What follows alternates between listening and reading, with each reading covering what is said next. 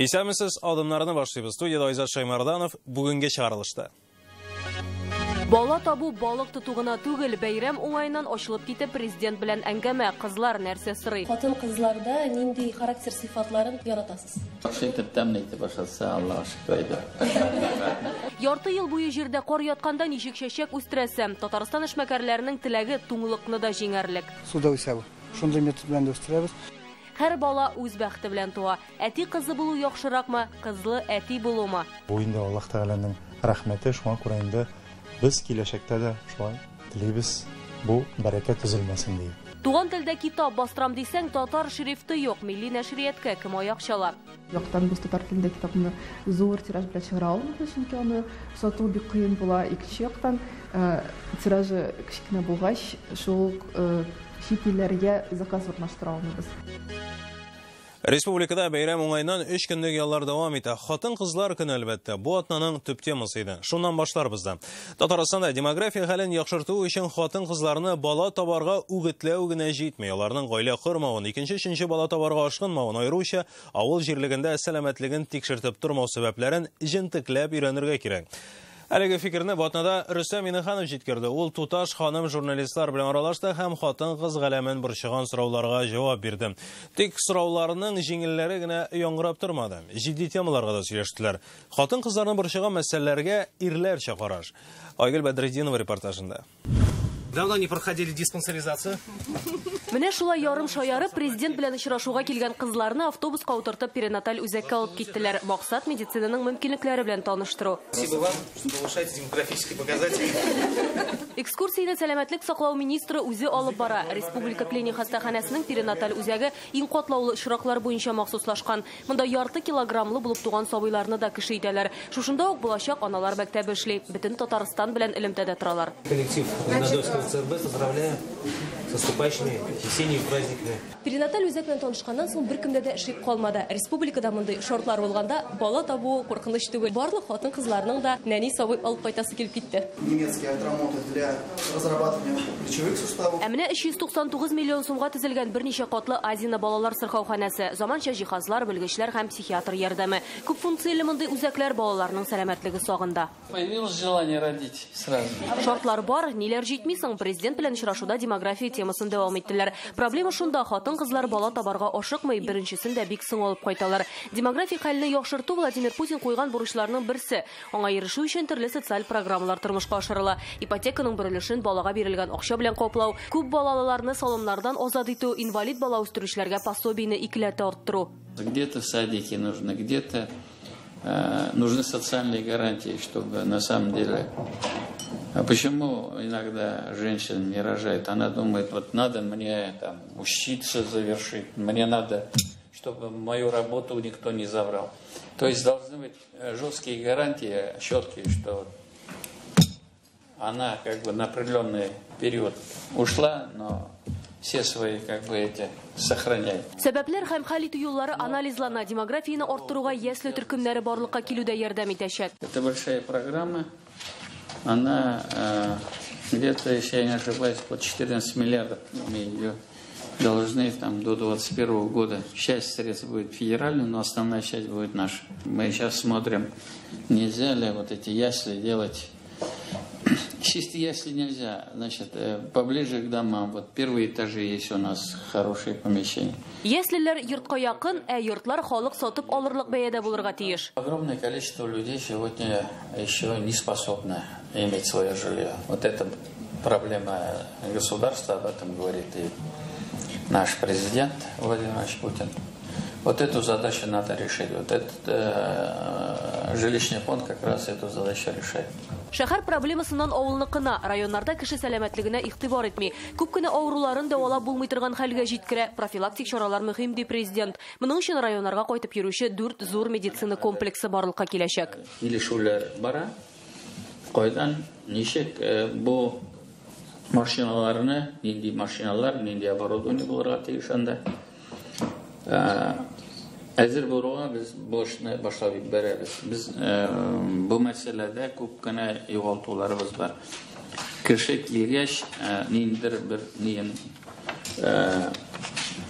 Исәнлегеннән инде проблемасы булганда, инде без соңга кала торган булмас өчен. Метроның икенче линиясе төзелә, яңа зоопарк ачылырга тора, законлы хезмәт күрсәтәм дип чынлыкта уен салоннары оештыручылар белән көрәшергә кирәк, диде президент. Бу мәсьәләне аерым контрольгә алырга вәгъдә итте. Бүген һөнәрең булу отышлы, ди Рөстәм Миңнеханов. Яхшы эретеп ябыштыручы, мәсәлән, айна 100-200 мең сум эш хакы алырга мөмкин. Андыйларны үстерү өчен ресурс үзәкләре булдырыла. Бу сагада WorldSkills. Россиянең президенты ачылышка килергә тиеш, күп кенә кунаклар булырга тиеш. Ул безнең өчен зур чара. Татарстан, Казан яңадан дөнья күләмендә бер гөрләп алачак. Рәхмәт. Сез дә ярдәм итерсез бераз. Без әлбәттә Сөйләвегез белән, язмаларыгыз белән. Быел ТАССРның 100 еллыгын үткәрүгә дә ныклы әзерлек алып барылачак. Милли китапханә бинасын төзекләндереп бетерү, музейларга игътибар, яңа объектлар гына түгел, тарихны торгызу мөһим, диде президент. Һәм моңа халыкны җәлеп итү. Ислам банкингы системасы хакында исә быел Казан саммитта сөйләшәчәкләр. Мөселман илләре белән тәҗрибә алмашу икътисади яктан отышлы. Основная часть мусульман, они живут в тех странах, где на самом деле есть проблемы с продуктами питания. Они нуждаются в этих продуктах. Халяльный образ жизни, это халяльный туризм, это халяльная медицина, халяльное образование. Огромное количество людей с деньгами хотят получить вот эти услуги. Почему нам эти услуги не оказывать и на этом не зарабатывать? Һәм инде әлбәттә кызларны президентның шәхси тормышы кызыксындыра. Ничек барысында өлгерә, ничек көндә шулай иртә тора, көндез йоклап аласызмы диючеләр дә булды. Юк, вертолетта чираттагы очрашуга чыкканда ширим итеп алсам гына, диде президент. Ә менә Инстаграмындагы тормышы һәркемнең күз алдында. Балык тотарга яратасыз, ахыры, диләр кызлар. Мин балыкчы шундый гына, мин ашаучы, балык яратабыз без ашарга. Әлбәттә, бик күңелле, әгәр дә менә матур кем булса, менә бер көнне булды. Бик кыяшлы, шундый матур көнне. Балык бик күп булмаса да, балык та тоттык бераз. Бер аралашу, бер шундый яхшы ялы. Ә 8 мартка иң яхшы бүләк нинди? Президент киңәше шундый. Чәчәктер. Чәчәк булса беспроигрыш. Кием алсаң размеры туры килмәй, ни алсаң, нәйе туры килмәй. Ул авыр мәсьәлә. Цветы побольше. Шәхсән үзегез хатын кызларда нинди характер сыйфатларын яратасыз? Һәм хөрмәт итәсез? Ашарга тәмле пешерү. Яхшы итеп тәмле итеп ашаса, Аллаһка шөкер әйтә. Айгөл Бәдретдинова, Алмаз Зыядинов, Яңа гасыр каналы. Республикабызның гүзәл затларын бу атнада чәчәкләргә күмделәр. Ләлә, роза, гортензияларның күпчелеге Голландия, Кытай, Колумбияда үстерелгән. Алар арасында Теләче, Апас, Балтач, Түбән Камада, кар тулы кыр уртасындагы теплицаларда чәчәк атканнары аеруча кадерле кебек тоела миңа. Әмма бүгенге сатудагы һәр 10нчы чәчәк бәйләме генә Татарстанныкы.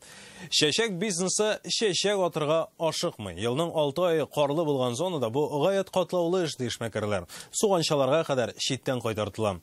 Тик шушындай шартларда да бу шөгыльгә кул селтәмәүчеләр хакында Гөлнар Сайфетдинова репортажы. Яңгыр яумаса да, кояш җылытмаса да, монда ел әйләнәсе яз. Теләченең сәнәгать паркы мәйданындагы теплица бу. 5000 квадрат метрда чәчәк келәме. Шүлмәклеләре дә бар, аерым игътибар ләләләргә. Икенче ярус куеп, монда әле безнең менә бу гидропоника, бу суда гына үсә, бу җирсез. Менә күрдегезме? Суда үсә бу. Шундый метод белән үстерәбез. Февраль-март урак өсте иң кызу һәм керемле чор. Чәчәкләрне җыеп, тамырларын кисеп, төреп озатасы. Өстәмә эшче көч җәлеп итәргә туры килә. Тюльпаннар өлгерү җитте. 8 мартта хатын-кызларга чәчәк җыябыз. Алар кулыннан көненә меңләгән ләлә уза. Бик күп инде аны санап бетергесез. Бик күп чәчәкләр булса, өлгерергә тырышабыз. Чәчәкләр Казан һәм Мәскәүгә җибәрелә. Нәкъ хатын-кызлар бәйрәменә туры китереп, миллионнан артык ләлә чәчәге үстерәләр монда. Сортлары да, төсләре дә төрледән-төрле. Инде бу сюжет эфирга чыкканда, чәчәкләр инде үз ияләренә барып җитеп, аларның күңелен яулаган булачак. Карап торышка матур, әмма катлаулы бизнес. Безнең чәчәкләр читтән кайтканнарыннан ким түгел үзе. Чөнки сатуга чыгар алдыннан гына киселә, озаграк саклана. Әмма кайчак керем чыгымнарны гына капларга җитә, ди теплица җитәкчесе. Ел сайын туфракны алмаштырасы, суганчаларын читтән кайтартасы, газ, электр өчен түләүләр, сары ләләләр алтын бәясенә төшәргә мөмкин. Быел суган кыйбатрак. Где-то 30-40%, а бәясе шул ук. Шешектің бәясе шулық артмады. Азат шешек бизнесында 2006 елдан білімі бойынша иқтисадшы агроном һөнәрендә үзләштерергә туры килә. Плюс шул бер генә инде 2006 елдан бері башлагач, тегән нюансларын күп беләм инде. Калганнарын отрицательный все. Тиз бозыла, вакытында сатарга кирәк. Тегесе монсы бекнин. Нервный эш. Шәп чәчәкләр үсте быел. Түбән Камадагы бу матурлыкны Нурия Вәлиева үстерә. Берничә ел элек суганчаларны бакчага утыртырга өлгермәгәч, өйдә үстереп карый. 1-2 төптән хәзер аларның саны 30 меңгә җиткән. Джон Рокфеллерның 12 кагыйдәсенә таянып эш итә. Ничек бизнесны төзергә, ничек акча эшләргә. Менә бик дөрес сүзләр язылган. Если вы бедные, начинайте делать бизнес. Если вы очень бедные, начинайте делать бизнес прямо сейчас, немедленно. Шулай да бу Нурияның төп шөгыле дә төп керем чыганагы да түгел, күңел өчен эшлим ди. Ләләләрне сата, хәйрия буларак бүләктә әйтә. Берничә йөз чәчәк управление соцзащитага илтәбез. Безнең чәчәкләр ялгыз апаларны куандырсын дип, алар куанса безгә куанычлы.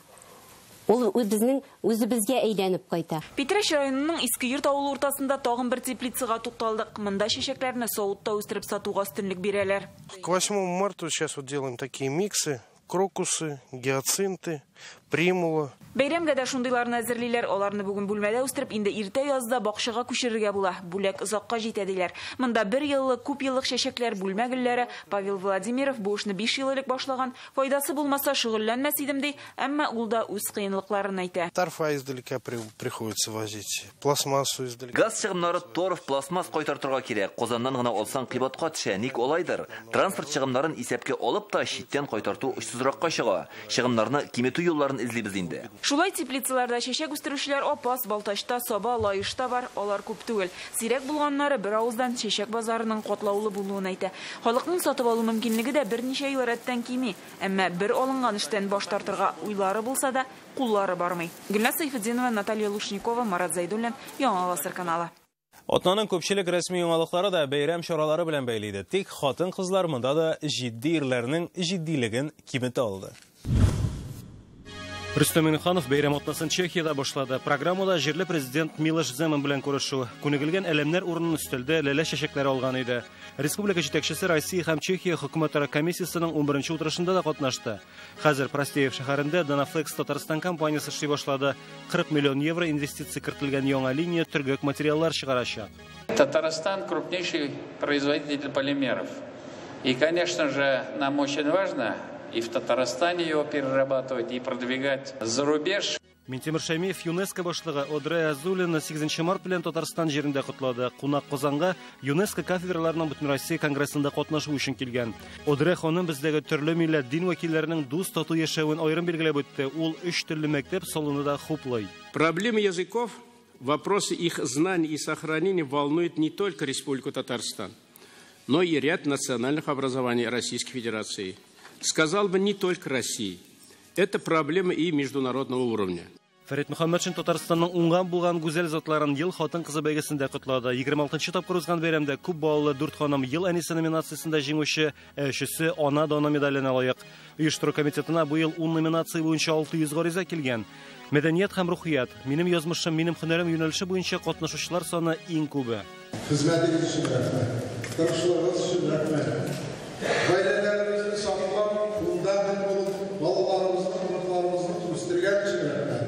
Алексей Песошин биоресурслар буенча дәүләт комитеты утырышында катнашты. Республикада куян, пуши, кыргый кош-кортларның баш саны арта, байбакка ауны 3 елга тыярга туры киләчәк. Бүген аучылык запаслары $1,5 миллиард сумлык. Былтыр хокук бузулар буенча 7 миллион сумлык штрафлар салынган, 86 җинаять эше кузгатыла.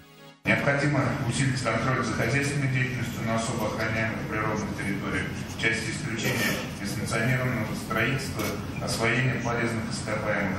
Илсур Мәтшин кулыннан елның иң оста мөгаллиме бүләк алды. Ул 2нче лицей интернатының биология белгече Наил Мирсәетов. Моннан тыш 8 номинациядә катнашучылар тәбрикләнә. Барлыгы 493 педагог катнашкан. Беренче ел рәттән Казан бәйгесендә яшь ир-ат укытучылар дан казана. Возрастной диапазон участников. Самому старшему участнику в номинации ветеран-педагог 72 года, а самому молодому 21 год. Ул чәчәкләрне өендә үстерә. Әминәсе, Җәмиләсе, Сәлимәсе, Раянысы. Бер гаиләдә 4 кыз. Казанда гомер итүче Сабировлар күп балалы гаилә булудан тыш, әдәп әхлаклы, тәрбияле булулары белән дә күпләргә үрнәк. Бер балалы әни көн күрештә барысына да өлгермәскә мөмкин. 4 балалы ана һичшиксез бар нәрсәгә дә җитешә диләр шаяртып. Сабировлар 4 кыз белән генә шикләнергә җыенамы? Әти кеше тәрбия эшләрендә ничек өлгереп бетә? Күп балалы гаиләдә Элдар Сафиуллин кунак булып кайтты. Кызым, тоннарын күбәйтергә кирәк менә бу ягында. Матуррак булсын, яме? Ярар, әтием. Әтием, минем дә быйысы килә. Әтием, мин эшләп бетердем. Әтисе безнең урамга чыгасыбыз килә. Бу күренешләрне Сабировлар гаиләсендә кылны 40-ка ярыр чак диләр. Бер кыз белән рәсем ясарга, икенчесе белән үй эшләрен барларга, өченчесе белән сөйләшергә, иң бәләкәен тирбәтергә кирәк. Гаилә башлыгы Радик әфәнде мөгаллим, Ходай биргән мондый бәхеткә ул фәлсәфи яктан карый.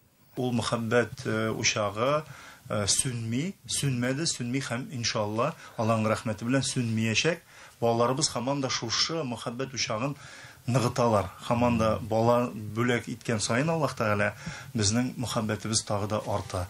Иң олы кызга 17 яшь булса, кечкенәсеннән ибарат 9 ай гына. Һәр берсе белән аерым шөгыльләнергә, уртак тел таба белергә кирәк. Һәр кыз үзе бер серле дөнья. Әминә кечкенә чактан рәсем ясау белән мавыга.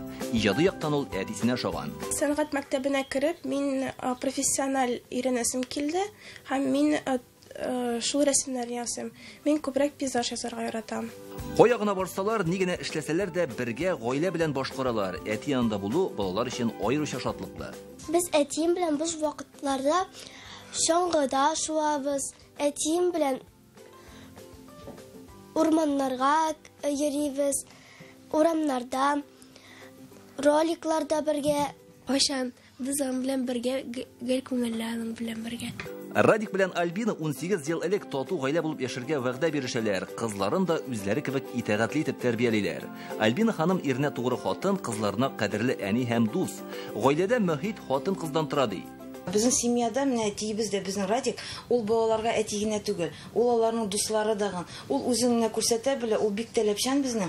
Аларны менә ул аларга әти дигән, киңәш тә бирә ул аларга. Аларның менә серләре дигән, ул аларга гел теге кызлар дип тормый, алар белән уеннарын да уйный.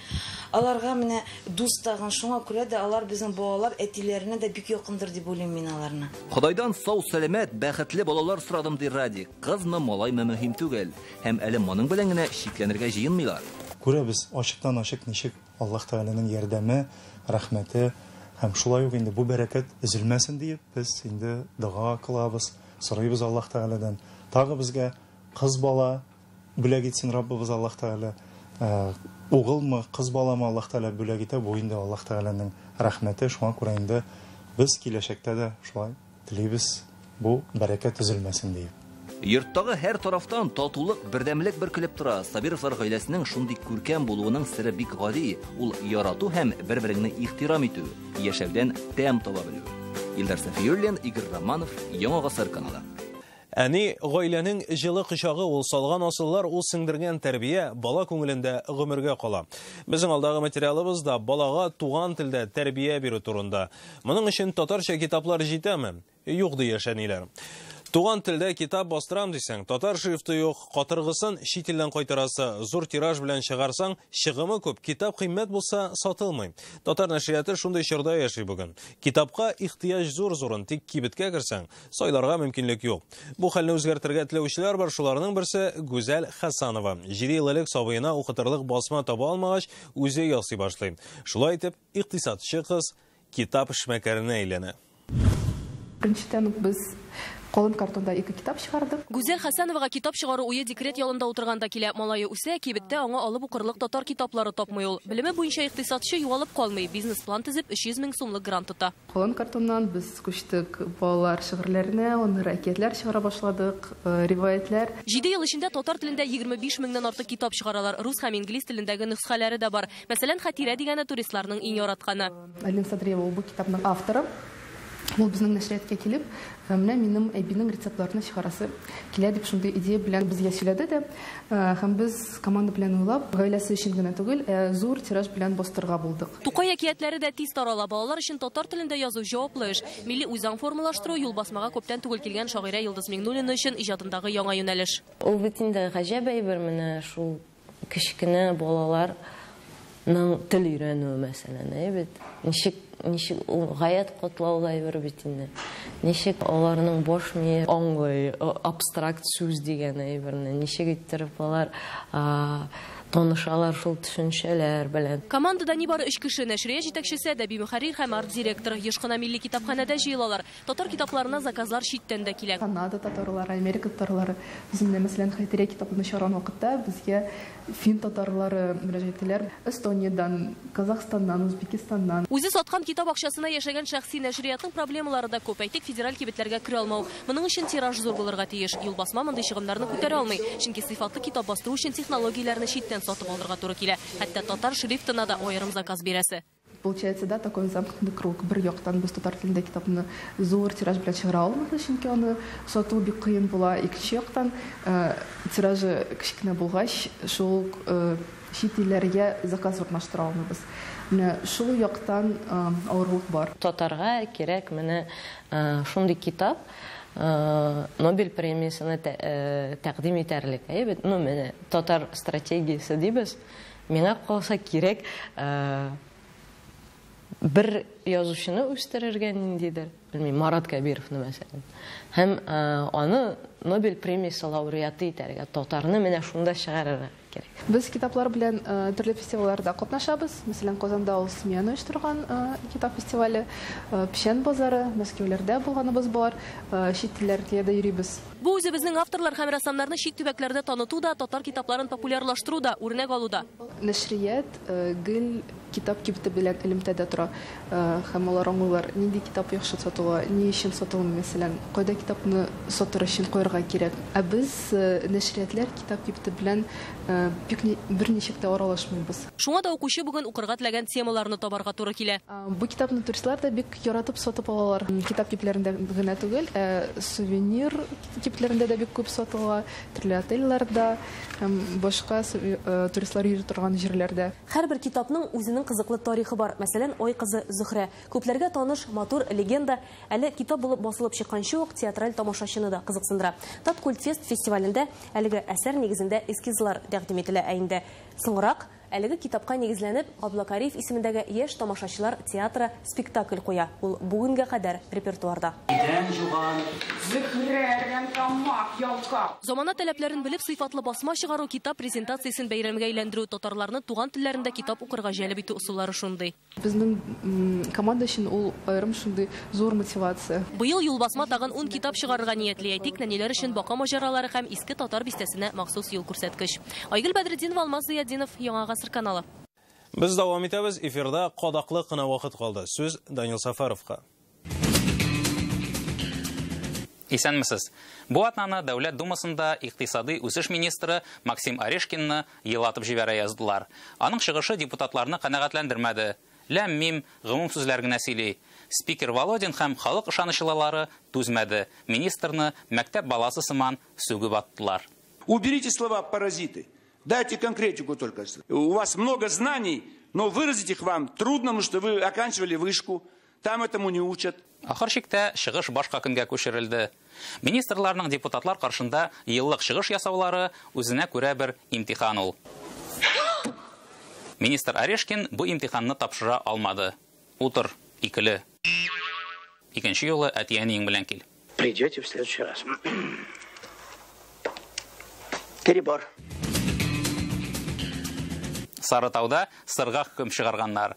Россельхознадзор түрәләре санкциягә эләккән Европа товарына тап булган. Һәм шуңа тиешле документлар әзерләп, барында канунга туры китереп, мичтә яндырырга карар кылганнар. Җаллат канлы эшен башкарыр алдыннан башта сырга озак итеп хөкем карарын укый. На основании указа президента Российской Федерации от 6.08.2014 подлежит изъятию и уничтожению в установленном порядке. Жәлләдем бу сырларны. Уятын итера.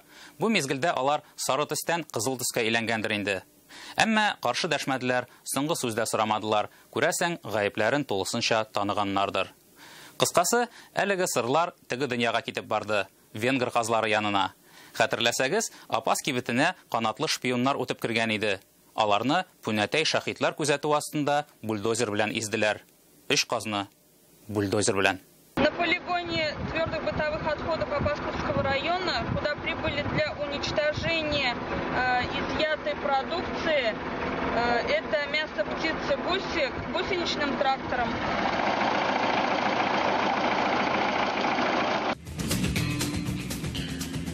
Сигезенче март һәр вакыттагыча бер атнага сузылды быел.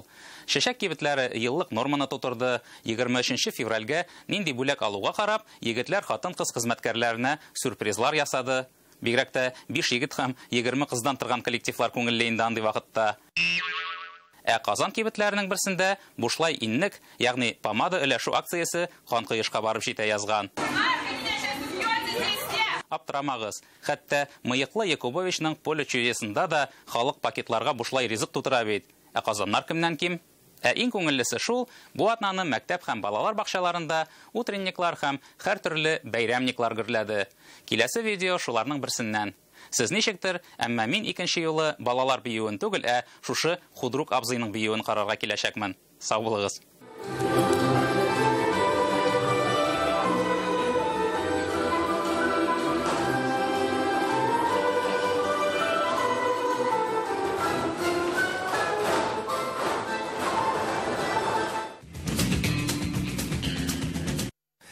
Шуның белән адымнар тамам, киләсе атнада күрешербез. Исән-имин булыгыз.